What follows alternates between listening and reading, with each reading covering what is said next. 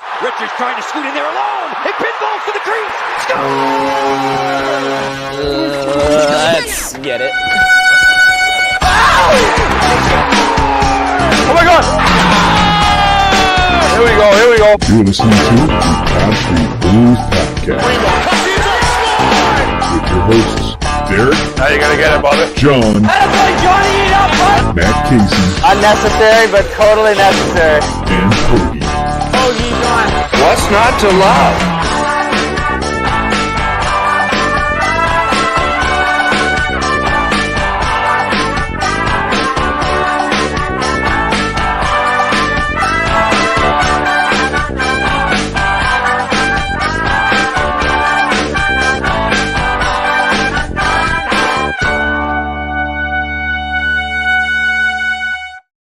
What is happening, you beautiful people? Welcome to a hoagie-less episode of the Pod Street Bullies. This is not John. This is Derek. What's going on? I'm John. That's John. How are you? John's shtick. You did. I mean, I miss Hoagie. I'll be honest. I don't. No, of course you don't. Matt Casey's here too. What's up, man? Hey, I'm still here, guys. Don't forget about me. I'm still here. Should we designate like an other Matt? Like there's one Matt and then there's the other Matt. I think we got Hoagie and Casey. I think we're good. We're good. Right. Hoagie, yeah. Let's stick with Hoagie and Casey. But Matthew, Casey, and that guy. And the other guy. Yo, before we get started on the Flyers talk, I wanted to bring something up to you guys that I thought was pretty amazing. Please tell me it's not about child reprimanding like we were just talking about. No. So I was at the gym last week, and there was a couple that I see a lot at the gym. I mean, God bless them that they work out together. They're probably like in their mid-50s. That's next level. That's next level psycho, by the way, working out with your partner. But listen to this, though. This was perfect. So the wife is going on and on, la, la, la, la, la, la, la, la, just talking. Very passionate about something. And the guy just kept doing this. Nodding his head. Just never said a single word. Never said a single word, but he nodded his head. She'd keep going. I know, I can't believe it. And he just kept nodding his head the whole time. I'm like, I need to one day reach that level of Jedi. Like, it was so impressive. I gotta say, like, if you're going to the gym with your wife, like, or your significant other, whatever it may be, that's insane. Like, that's where I go to like escape. And right. I don't need to hear my wife like judging my treadmill grunts, you know. It just doesn't need to happen. You've just got to master the nod. For all I know, this guy was just visualizing something else in his head. Like, Whatever happened to just going to the garage to get away? Like that's what I do. I'm like, I got to take the dog out. Like, no, I'm like sitting in my car playing the garage door and turn on the ignition. Is that? That day will come, about? but not today. Like Mo from The Simpsons, not today, old friend. Derek's turning into the guy from what's the American Beauty, Kevin Spacey's character, where he's like sitting there just lifting weights naked by himself, smoking joints. If I did partake, that's the place I would go to do it. Like, I'm gonna go take the dog or out. Smoking it. Oh, if you could do both, Kevin Spacey proved it. You can do both at the same time. Right. He's doing great these days. Yeah. Get two birds stoned at once, you know, literally. So back to Flyers hockey, which is why we're all here. We've got a couple points that we want to touch on here. No one wanted to hear that. Shut the hell up. Okay. But we want to talk about Tortorella observing some games from the press box. We want to talk about Sean Couturier being shut down for the season, but apparently Konechny's not. I got something else I have to tell you. Oh boy. So we were driving home. I know, but I'm sorry. But day and night she talks. we were driving home from Montauk. We had the first night out, me and Carrie, for the first time in God, I don't know, 7 years. But anyway, we're driving home, and there's this building, this white building, and it was right on the front of it. It said J. Tortorella. Oh, really? J. Tortorella did something after the fact, but I was like, oh, John's brother Jim. Look at this, Jim Tortorella School of Law. But I was like freaking out, and of course we drove by. I couldn't take a picture. Okay, continue. A reservation in Montauk in March. How did you swing it? Somebody else's You- money. You swanky son of a bitch, you. We can talk about that off. I early spring in Montauk. Yeah. Okay, so Tortorella in the press box. Coots too, but not Konechny. And we're going to touch a little bit on some Morgan Frost talk. So let's get rolling with Tortorella. It's been stated here, which kind of ties in. Obviously, Tortorella's been up in the box, I believe, for the past 2 games.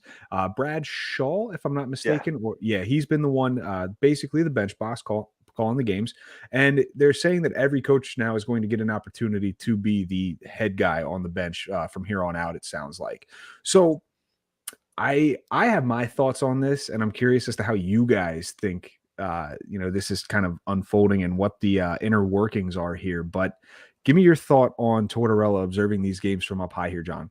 Well, I think that the easiest comment to make, and I think the one that's like the most obvious, is that it's not about winning games or the on-ice product for John Tortorella from a coaching standpoint right now, right? It's all about meeting with the soon-to-be permanent general manager, and going, okay, let's look at this guy. They're probably talking about each person, evaluating what they're doing and kind of their vision moving forward.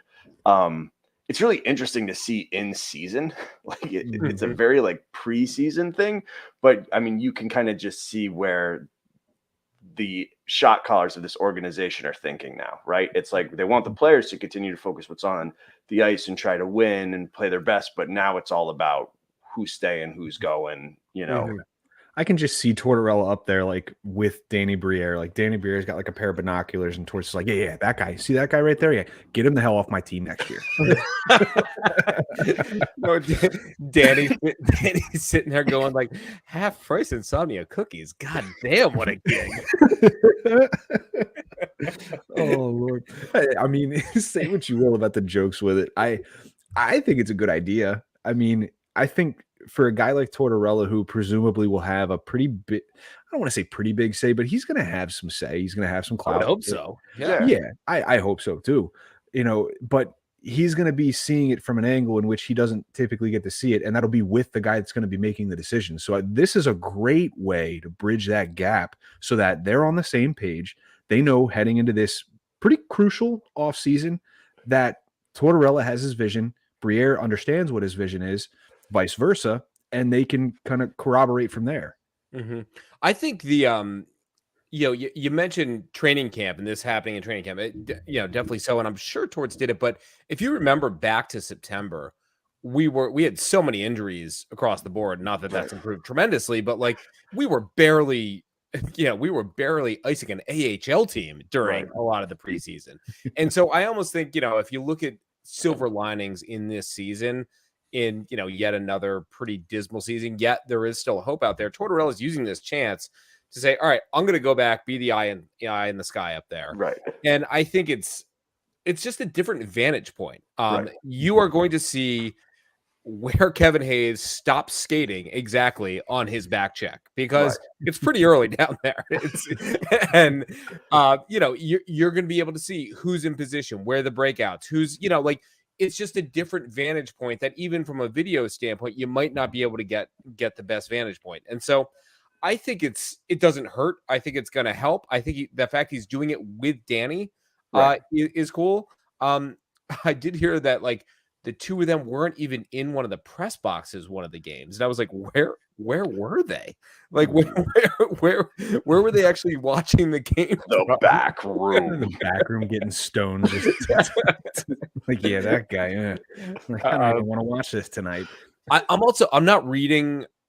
Maybe I'm naive. I'm not reading much into the coach stuff. No, like assessing the coaches. Yeah. Someone's got to coach. So like by default, it's like, you know what? Just let them have their turn. Let them have some fun. Right. Yeah. I'm not, I heard some stuff on Flyers Daily today that, this may be towards trying to jockey for the president. Like, I don't want that right now. No, I need boots on the ground, man. Right. Yeah, I think it's, and I can somewhat speak from experience just because I've seen the games at ice level, being a fan in the stands. I've seen them from the press box, being up there with Philly Sports Network and everything. Like Humble brag. yeah, I don't mean that as a brag by any means, but just, trying to relate here, you can certainly see a difference in the way you view a game. When you're up high, you watch every single play develop. You just start to see it build, and you start to see them cycling, and you understand really like what the next moves are going to be. So you can anticipate the game much better from up high as opposed to being down low when you're kind of in the thick of it, and not to mention you're busy coaching a game, Yeah, you're working the refs, Right. you're trying to coach in real time on the bench. You're keeping the kids off the iPads. You got a lot of stuff going on right now. keeping the kids off the iPads. Tough ask right there. I do think the interesting thing is, Derek, you kind of said like you don't think he'll have much of a say in terms of like the roster build. Like I look at this and yeah, right. I mean, did you say like No, he you wouldn't have said he much would of have a some say. Some say. Yeah, I mean, I don't know to what extent, but I hope that he has a decent say in Well, that. yeah, okay. So I think you were more like saying, at least to me, it sounded like just a smaller say than what I'm expecting. Sure, like what you interpreted. Yeah, for Right, sure. because what I'm thinking is this is really John Tortorella's first blank canvas to really just go, this is a team that I want to create in my vision that I believe is going to win. And I think that Danny Briere is bought in enough to John Tortorella where he's going to be like, okay, like you are my partner in this. Like, All yes, right, I Bob have Ross, to, let's do this. like, at the end have to make the trade or make the signing and figure out all that nitty gritty stuff. But I think that John Tortorella's handprint, footprint, knee print, chin print, whatever other print, Ball print is going to be all over this roster. I mean, he even came out and said, right, was it on an interview in Flyers there? Where he's like, he sees like 8 or 9 guys on this current roster that's going to like, that's somebody speaking who is going to have a lot of say on what this team looks like. Yeah. And you had to think he was going to from the get-go, though. You bring in a guy like him and his pedigree, he should have a big hand in the roster turnover this year, next year, the year after that, like moving forward until he's no longer a part of this team. Right. I think the important thing to note too is, there's going to be the easy cuts that happen, which is, the JVRs, the bronze, like, the unrestricted free agents, like, great. Thank you guys. We appreciate your service, go into the sunset.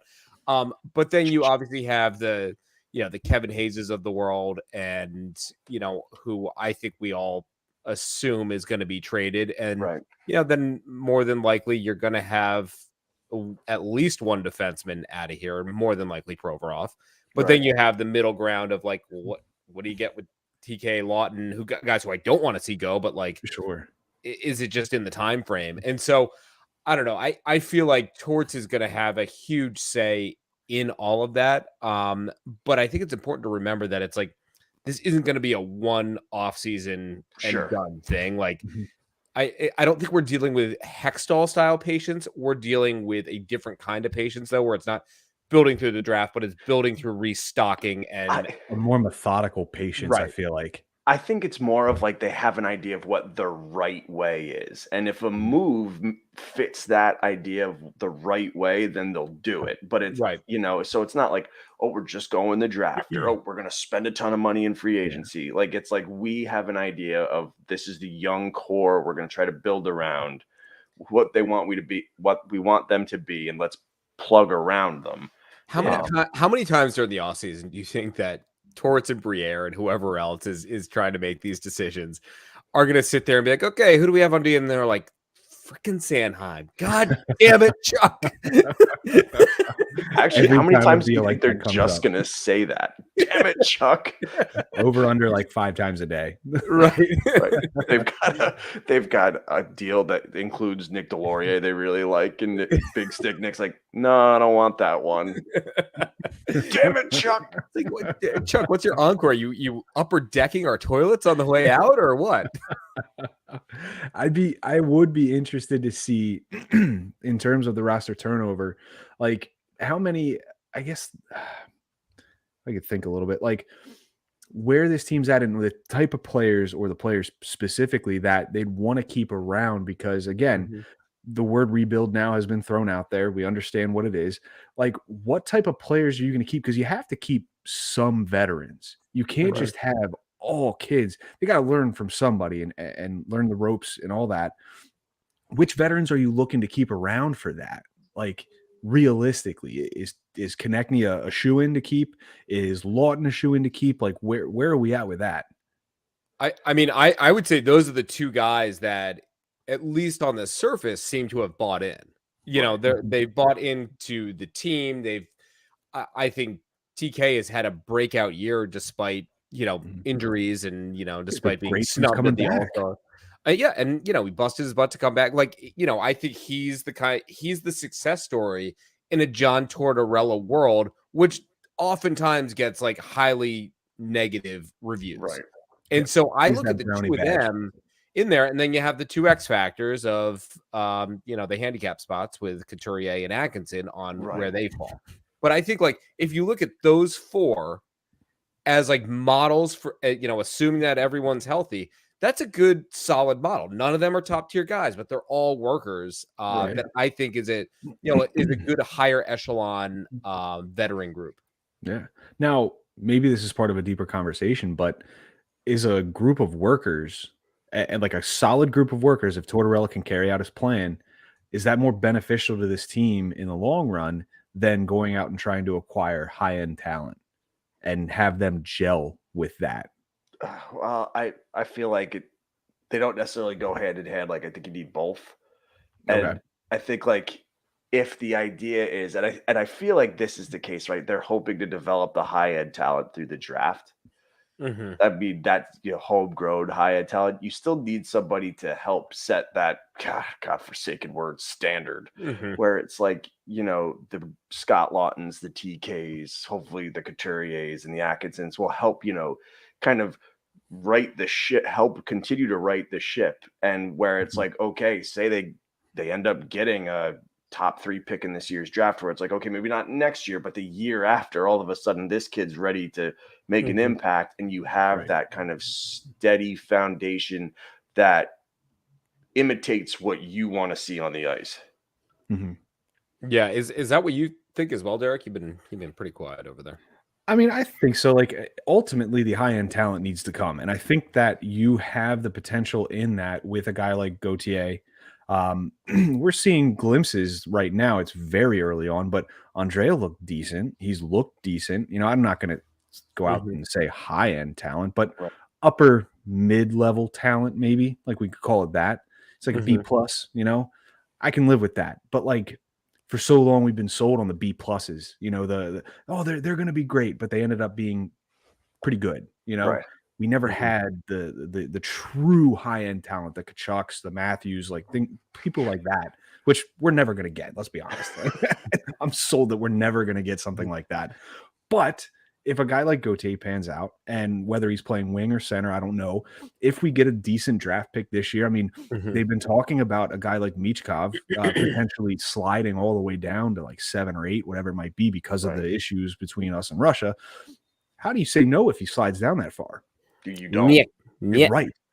Yeah. How do you say niet when he slides down that far the draft board? Like, can we talk about that? Like, do you guys feel comfortable with that? I don't. Yes. I don't feel comfortable one bit with that. Why? So what I don't about think he'll it? ever make it over. Is it because of Fedotov? Yes. Without a doubt. Without a They've doubt. got a grudge against the Flyers that they're going to be like, nope, niet. So I think he's under contract until like 25, 26, if I'm correct. Would that not fall in line though with competing? Just that part of it doesn't worry me, but I totally get what you're saying, Casey, where it's like, when that contract's over, they don't want him to leave. Right. And it's like, you know, we've had the rug pulled out from us once already. Like, I don't know why we would do that. This would again. be a much bigger rug. Right. I mean, you're talking about a top 10 pick as opposed to, I think, personally, I don't think I have the stones to do it. Like, if I'm Danny, I don't have the stones to do it. I mean, that's a big hit or miss right there. Like, if you hit on it, you're made. You're a made man in Philadelphia. If you miss on it, that's your first move, and it's tough to erase a first impression. Yeah. I don't know. I That's a also tough think that if you do draft him, you're essentially like kicking it down the road for another few years. Where one. like, That's a statement pick. yeah, It's a big statement pick. You can go the safe route and pick, whoever the hell's on at that time in the draft. But if he slides to you, and I will stand by this until the draft, and if it happens, you gotta take him. You It's so gotta. what give me the perspective. If he wasn't in Russia, where does he get taken? Third? yeah, Oh yeah, yep. absolutely. I mean, at least third. I mean, I think we might even talk about to him second. and Fantilli swapping back and forth. Right. Because there's so much talent in this draft, but like those three right there, like Michkov is putting up numbers comparable, if not better, than Ovechkin was in his junior years, or like his pre-18 years, if you want to call him that. Like that's say what you will about it, but there's some impressive stuff about that. Yeah. I mean, Can we just hire some agents? I know. Scoop them up. Can't Malkin throw the barrel back and float him back over? There's got to be somebody that can make something happen here. I mean, you see documentaries about players defecting from Russia, right? Can't Who they was do the that one? again? The one from was it the Olympics or something like that? Yeah, he played for the Devils and the Red Wings. He was. I was about to say I was gonna Kovalev, but it's not Kovalev. No, but it's a documentary called "Of Miracles and Men." It's the basic reverse view of Oh yeah, Miracle on Right. Ice, and Right. I can't believe I'm forgetting this guy's name, but I'll think of it in a second. / look it up. Alexander McGillney. No. That's not who Casey's thinking of, but that's who you're thinking of, Derek, and that's who I was Yeah. thinking of too. Yeah, but he played for Buffalo, I think. He did. Yeah. They did the whole documentary on him too. The Russian, the Russian 5 is what they call him. It looks like let's see here, Igor Larionov. That's recently, isn't it? No. Why can't I find his name? Slava Kozlov, Slava Fedorov, Sergei Slava Fedorov. Slava Fetisov. That's the guy's name. Fetisov. Yeah, Yes. he was like, Fedorov was one of those guys too. God, he was good at NHL '93. Unstoppable. No, I mean what it's were an we even intriguing talking about? prospect. I We were don't even talking know. about Tortorella in the press box, and now it's just spiraled. So hold on though. We're obviously going at this from a negative perspective because we're Flyers fans and that's what we do.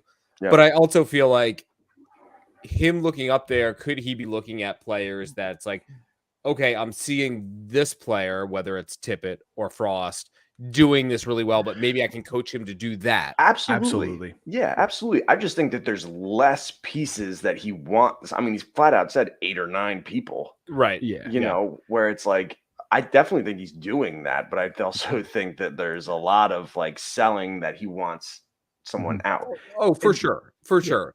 Realistically, too, if he's up in the box for this amount of time and this amount of games, he has plenty of time to weed out the guys that he doesn't want and also take a look at the guys that he knows are going to be a part of the future, but also harp on their game a little bit. The Noah Cateses, the Scott Lawtons saying, hey, listen, I've noticed you've been doing this. I need you to tweak it a little bit and try this, not being a jerk about it and saying like, listen, man, this part of your game's shit, fix it, but be like, hey, let's work on this. I have a question too, and maybe Casey, you can start here. But I also, the way I was thinking about it was like, I think that John Tortorella has pretty much made his decisions about who he wants on this roster. Like he'll never flat out say it, but so I almost wonder if this was an opportunity to sell those ideas to Briere.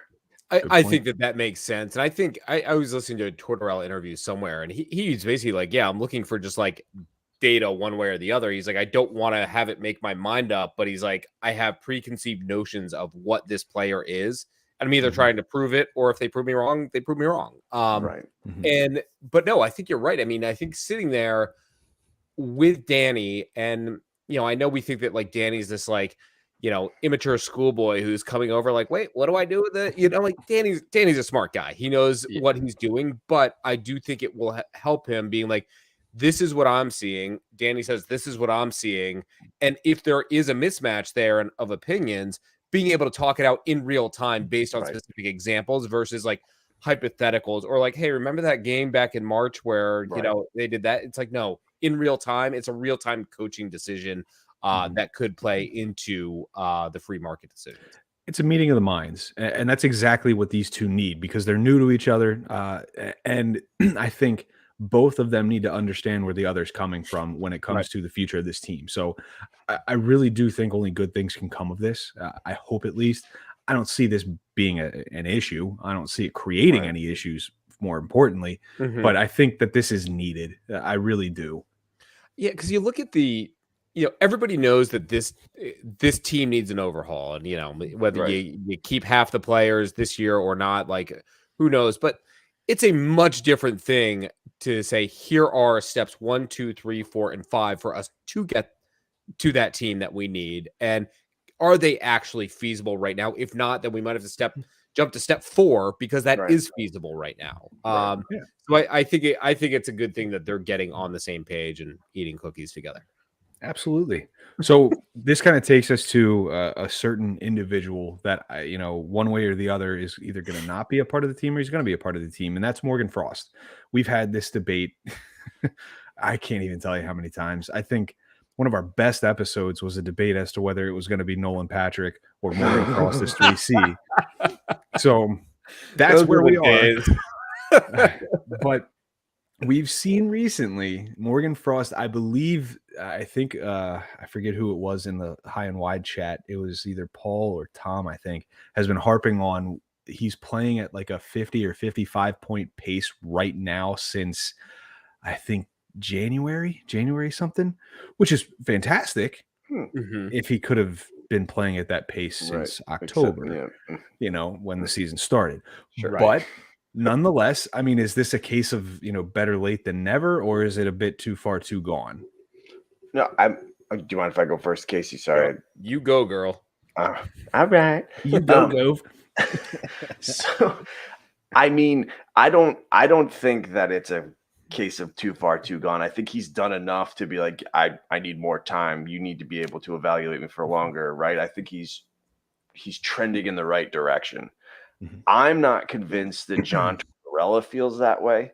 I feel like compared to any of the younger kids, his responses when talking about Morgan Frost are very short.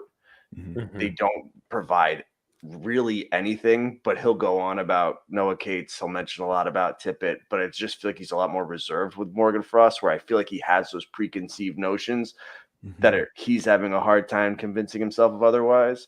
But removed from the situation, not being John Tortorella, I don't see how you don't bring him back. Do you think that might be the one player that Briere takes a hard stance on if Tortorella puts up a little bit of a fight? Yep, I do. Yeah, I think rightfully so. I think he's made a case for himself, and I remember. I mean, it must have been a preseason game where what would it take for Morgan Frost to stay with this team? And I think we were like, oh, if he gets 15 goals and 20 assists, I think we'd all be happy. Well, he's at 18 goals and 24 assists for 42 points. So he's roughly a point every other game player if you break it down. And you do a smaller sample size. And yes, I get it. The games don't matter, but just to sidetrack for a second, for the last 2 years, we have been the easy team to play against, and especially this time of year. Even with a 3-0 deficit last night to the Penguins, who have just made us their bitch this year, we came back at 3-2. We're not an easy pushover team. That Ottawa game the other night was the worst offensive output from the Flyers I've ever seen in my life. But somehow we made it to overtime.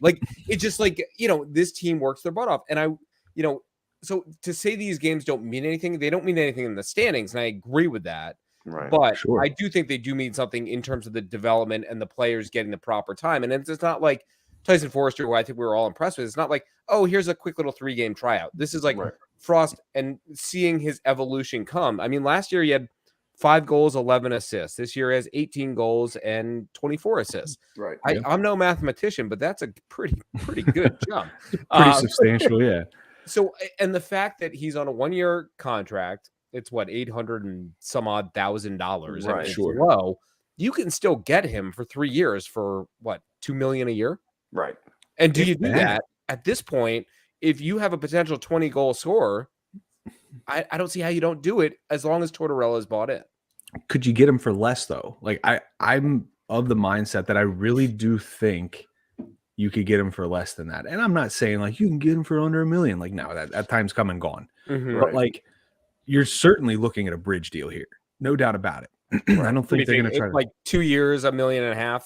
Yeah, 2-3 years. Like Something if you want to call 3 Yeah. years a bridge deal, it's not a long-term deal, but it's certainly It longer bridges than you into your UFA years, right? Isn't that the whole point of what a I bridge think. deal is? Is he a UFA though? No, he's an RFA. No, I think he's still an RFA. Yeah, so it will bridge him into his UFA Because years. if he's a UFA, he'd probably be like, I'm out. Yeah, he's a UFA. He's like, see ya. But like I think maybe like 1.75. They're not going to ask him to take a team friendly deal after this year. Someone will scoop him up, absolutely. But I certainly think he's shown enough that with the way the team is right now, that he can get some playing time on this team. He can be a good addition to this team, and by addition I mean a part of the team. I don't see the harm in it at this point in time with the way the team is. And he provides you hope, right? I mean, like right now, you have to sell your fan base on hope, because this team's not going to be good again next year, motherfucker. But at the same time, like, so you have to go, all right, if there's an opportunity for this kid to be an impactful player when we are ready for it to happen, you have to take that chance now. You know, Not you don't to mention have that many Hextall horses. scoop him up. Hextall see him on the open market, be like, sold, give him the farm. Right. Like, he's one of our younger players with the most upside. You can't, if he's showing it right now, you can't let him go. And that's where I'm coming at it too, is I still don't think we've seen the best of him. Like, you know, I think we're just seeing the capabilities, and we're seeing him play a lot looser and much more creative and not as tight. And like part of that is, you know, learning the new system. Part of it's, you know, having the realization in your mind that, hey, I do belong in the NHL, and the confidence that comes with that. And, you know, he's been put in these situations, which, you know, a 23-year-old probably shouldn't be in, but he's finally more comfortable with it. And I think we've gone through that process. Now you have to reap the rewards a little bit over the next 2 years of saying, hey, man, you're going to be our 3C, but you're going to get favorable matchups, and we're going to put you with a decent scoring winger, and we're going to put you with, you know, a Lemieux type who will, you know, protect you a little bit. You know, and I think that can work. The addition of Tippett has helped. I'm sorry, Derek, I'm going to shut up. The addition of Tippett to me was huge, because it was a player that was in a similar boat as him. And I mean, look what they've both been able to do. You know, so I just think that bringing in another player and kind of seeing that player also kind of come out of the rut that he was in helped Morgan Frost. And what you did with the team this year is you took guys like Tippett who needed an opportunity because he clearly wasn't going to get it with the depth of that Florida Panthers team. Right. You took guys like Frost where he needed to prove it at this point. There were proving grounds galore with these players. Everybody had something to prove, and you put them in positions where they were able to do that for the most part. Konechny did it. Frost did it. Cates did it. You could somewhat say Lawton, but we knew what we had in Lawton, but he proved that he would fit this mold. York to an extent. York to an extent as well. Yep. I mean, Tyson Forrester to a much smaller extent. You know, he showed glimpses. And the guys that didn't, it's like, okay, now you've got a good idea, because then those guys that did, moving up the chain. Yep. No, I agree with you. I mean, I've gone a 180 on Frost within the last 6 months. Like I preseason, I would have said, get this scrub out of here. He's done. 2 months ago, I felt like you were still kind of like before he started producing at a 55-point pace. Right. But, you know, I think, you know, you look at it as a stepping stone. He's a 23-year-old right now. If you sign him to a 2-year bridge deal, that's his prime right there. Like he's getting right into it. And so you hope that he has a Konechny-esque breakout year at that time too. Yeah. John brought up a good point though. I like putting him with a guy like Tippett. Maybe if he's healthy, a guy like Atkinson. I mean, depending on where you want to place Tippett, who you've got up on the top line, and then put a guy like Lemieux, Delorier. Like I'd be okay with you better Lavoie. get Sam Morin back in there if you're gonna put Atkinson and Frost on that same line. That's a couple little dudes. That would do it. That would absolutely do it. But could you imagine? I mean, I think Morin still has. Is that Sam Moran's music? He's still with the team in some capacity, isn't he, Morin? I don't think he's been able to hobble out of the arena for the last 2 years. He's been He's stuck stuck in there. Everybody's Hey, passing guys. him on the tunnel out. Hey, Guys, guys. but could you imagine the first interaction between him and Lemieux? I could see more like, if I wasn't so hobbled, I'd beat the shit out of you right now. I will say, like, whether he stays or goes, I don't know. He's definitely a replaceable guy, but I don't mind Lemieux. Like, I think he's done okay. I wouldn't mind signing into a league minimum deal and just be like, hey, man, like, you're our third enforcer. Yeah, go do your thing. You're our fifth enforcer. Roll 2 solid lines of you morons. Like, I'll prove to you that I'm your number 1 enforcer. All right, so Frost, Tortorella, we get to I think this is going to be an interesting conversation because just based off of what has unfolded with the past couple of days, Couturier has been shut down. He is not going to play this year. He's not going to see any ice time, which take that as you will, have your opinions about it. I think it's a good idea, but I could have gone either way on it. But we're seeing Travis Konechny now back in the lineup. And given that Travis Konechny has shown what he did with the time that he had this year, and then giving him the time back when he gets healthy, but not allowing, I shouldn't say not allowing, but Couturier not being afforded that same opportunity is probably the best way to put it. A little weird to you guys at all? Well, you go, Casey, go.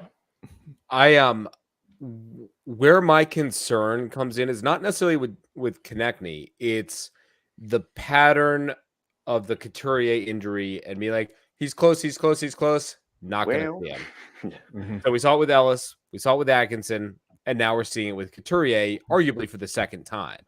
And so that's where I'm like, and not that, yes, they owe the fan base something, but it would have been nice to have been like, hey, we're actually going to put him in and we think he's ready to go. And this is how confident we are. So I'm just reading the actions of there is not the confidence that he is healthy enough right now. And so that it freaks me out. It keeps it, we no longer have the ability to answer that question to somewhat of a degree going into that offseason. So it's just more uncertainty.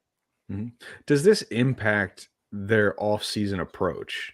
Like, do they go out and see if it's a possibility to bring in someone to potentially replace his production? Whether that's feasible or not is a different argument. But yeah, I mean, his production the past 2 years has been close to zero. Yeah, Talboy-esque.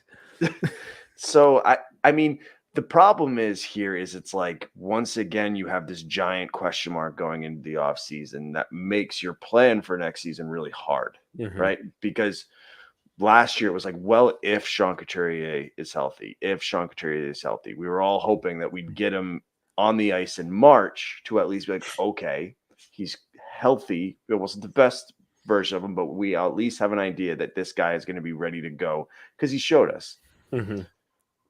You have no answers now. You're in the same boat that you've been. And it's like, you kind of have to plan as if he wasn't going to be there, but you also have to understand that you can't necessarily replace him because of the money that's involved. Yeah. So it really puts you in a position where it's like, cross your fingers and pray, because if he's not ready, I don't know what you do. 8 more years. 8 more years. Thanks, Chuck. That's freaking Chuck. Another parting shot. But I do think that the whole like comparing Konechny, get a little closer to the mic. There you go. I do think that the whole comparing Konechny to Couturier, it's like apples and oranges, right? Sean Couturier has been out for 20 million years at this point, right? Like one thing, he stopped playing hockey. Prehistoric. He stopped playing hockey when you were still allowed to not wear a helmet. When you can smoke in bars, the good old days. He doesn't know a hockey arena that has had fans in it. He last played in a fanless COVID environment. Right. He's still showing up double masked. He's got like 64 booties 64 on and gloves. vaccines. Yeah, he's like Hand sanitizer. right. He's got one of those face plate things. He's trying to give everybody hand sanitizer in the locker room. They're like, Sean, what are you doing? Germs, guys, germs. I mean, so he's been plagued by a back injury, and then Travis Konechny. It's completely different. Sure. Yeah. Right. It's just different. Like, so I don't think it's really fair to compare the two. Sure. But in a season that you can call it lost, for standing purposes. Some may call it a lost. Hoagie might not. He was counting wins up until about 2 days ago. But like, is it just strange that they aren't going to like maybe not strongly hint, but hint towards Konechny like, hey man, listen, it's probably his decision anyway. But like, lost season, do you really want to come back and risk aggravating the injury, or do you? Let me ask you this. Okay. So let's look at it from this standpoint where, okay, we don't want Sean Couturier to come back, right? We don't want this season or at all this season, right? Because we're worried. We don't want him to get hurt. Do you then make the decision to bench Travis Konechny because of your feelings about Sean Couturier, where it's like, because the conversation is, right, we have one playing and not the other, where it's like, then do you go, okay, well, I have to treat Travis Konechny like I would Sean Couturier here because I'm choosing this path? I disagree. Well, so do I, but that's like kind of what everybody wants, where it's like they want one to be treated the same as the other because they were both hurt. But it's more the premise of it, because Konechny's injury isn't as long-term, if you will, as Couturier's. Like, Couturier's issue stems from God knows what at this point, but like, it's a prolonged injury, right? Like that he sustained. So people are going to be more cautious with him generally than Konechny, who I couldn't even tell you what his injury is because I can't remember, but the shoulder. Shoulder. Yeah. So, still you want to call it a serious injury, but there isn't the history there either with Couturier. So people are going to generally be more cautious with a guy like Couturier because of the injuries that he sustained and the prolonged nature of them. So I get where you're coming from, but it's more so the circumstances surrounding those injuries that make that decision for me. Well, I'm just because I agree with you. I don't think that they go hand in hand at all. And it's the people that are going like, well, oh, you chose this for Couturier, but you chose this for Konechny, where it's like they are completely two separate things. They're mutually exclusive. Right. Just like what about Carter Hart? Yeah, did he play last night? Did he play last night? No, Urson played.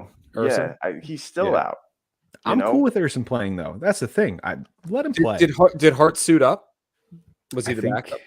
I think Sandstrom did. Sandstrom did. Yeah. I think Hart. They would have had to make a move. Out. Yeah, they would have had to make a move, I think, and send somebody down if Hart was going to dress. Got it. Yeah. Got it. I could be wrong there, but yeah. I would have loved to have seen Couturier fully functional and get back in there. Even though the season's lost, you put Couturier in, and then you go into a game like we had against Ottawa, which was like a physical, dirty, nasty game, and he gets hit the wrong way from one of those friggin' schmucks. Giroux. Boy, oh boy, does Danny look like an absolute moron there. If Couturier ends up getting hurt there. So like, who would have foreseen that game getting that physical and nasty though? We haven't seen Ottawa like twice this year, and it's just nasty. I didn't know they speak French in Ottawa too. it's like us in like Minnesota. Like we have this random just grudge match with Minnesota. Yeah, like no one. I mean, their games have gotten nasty. Like back to the Lawton Kachuk thing. Like that was pretty tumultuous, if you will. But I don't know. It would have just been nice to see the answer. But hey, at least it gives them time to maybe properly acclimate and get into 3-on-3 rough drills, and then like get into preseason stuff. Like I think maybe it's Work just your way up to it. they Yep. felt throwing him in off of a 2-year, or how long's it been, a year and a half, off the ice straight into an NHL game. Years. It's been 84 May years. not have been great. Yeah. It's I get John's point there. The people that are like, well, you did it for Couturier. Why aren't you doing it for I think that's a stupid argument. I would understand people thinking like, don't, risk another injury. Like I get that point too. At the end of the day, players are players. They're going to want to play when they're healthy. And if Konechny's healthy enough, and Coots wanted to play. yeah. And that's like, I really wonder how that conversation went. I heard from what I had read, he was pissed. Yeah, Sure. Absolutely. Good. I'm glad. Yeah. That's the type of guy he is. And that's fantastic. I think he should be pissed.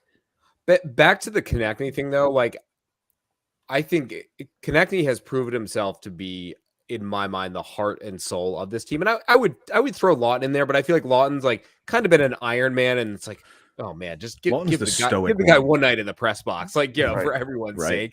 But I feel like Konechny is like the personality of this team, Right? The emotion, the passion. Yep. Right. The scrappiness, and then the results too. And if he didn't come back after that injury, you know what we're all talking about? Well, Travis Konechny had a great year up until the injury. Is he going to be able to do that again? Yep. The storyline changes and it shifts. So now he's scored a bunch of goals already, right? Was it 2 in one night or whatever? I don't know. He's had 2 goals in the last 3 games, or 2 goals in the last 2 games. Right. So you can go, oh, okay. Yep. The injury didn't mess it up. Yep. No concerns there. Right.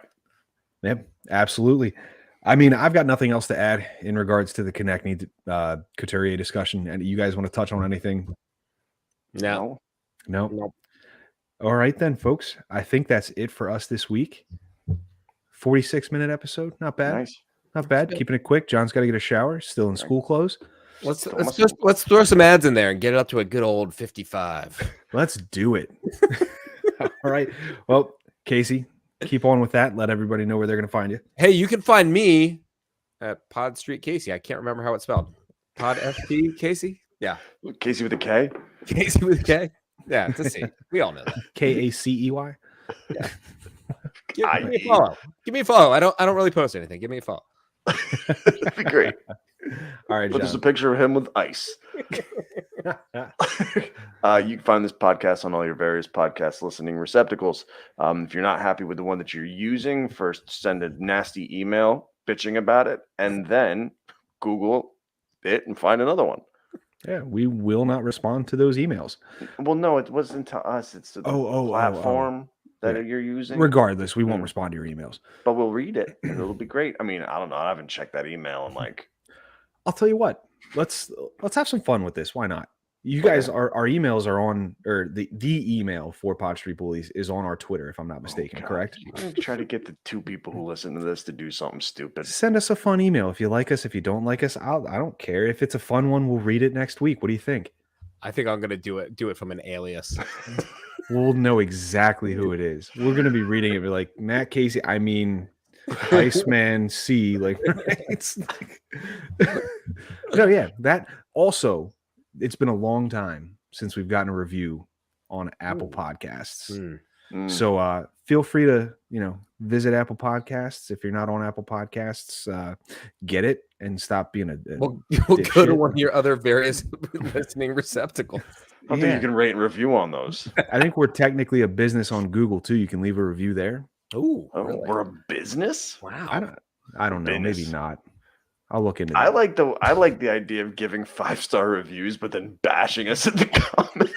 I think it's a fantastic idea. Like, it gets our ratings up from the schmucks that decided to go on a 1-star fucking excursion years ago. I can't imagine where those people came from. No clue. Nitty gritty douchebags. Anyways, I'm not going to get into that, but